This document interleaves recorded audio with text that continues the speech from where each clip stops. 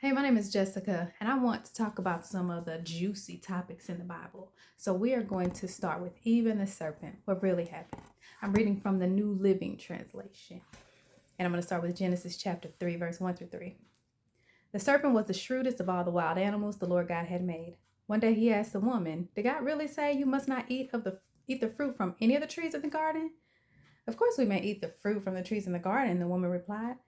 "It's only the fruit from the tree in the middle of the garden that we are not allowed to eat. God said you must not eat it or even touch it. If you do, you will die." We can stop there before she gets to eating it because she is lying.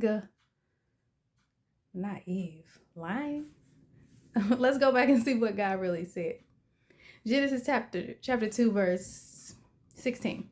But the Lord God warned him, "You may freely eat the fruit from every tree in the garden, except the tree of the knowledge of good and evil. When you eat its fruit, you are sure to die." Did you hear touch? Because I did not.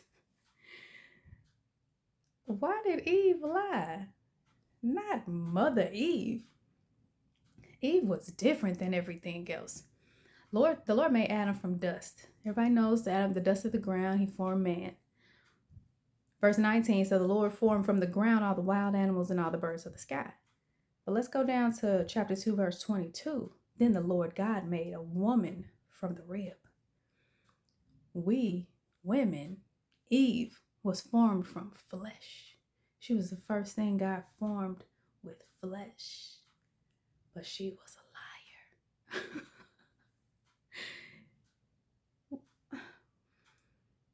But did God still love her? Yes, he did. Because if not, he would have killed her right there. He knew what was going on. He could have killed her right then. But he still loved her. But what about me? Does God still love me when I lie? Yes. What about you? Does God still love you when you lie? Yes. Thank God for his mercy. He already knows what we do.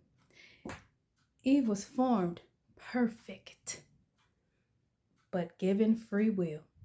So allowed to do what we want to do, we mess up. Thank God that he already knows that. Thank you for listening. Be blessed.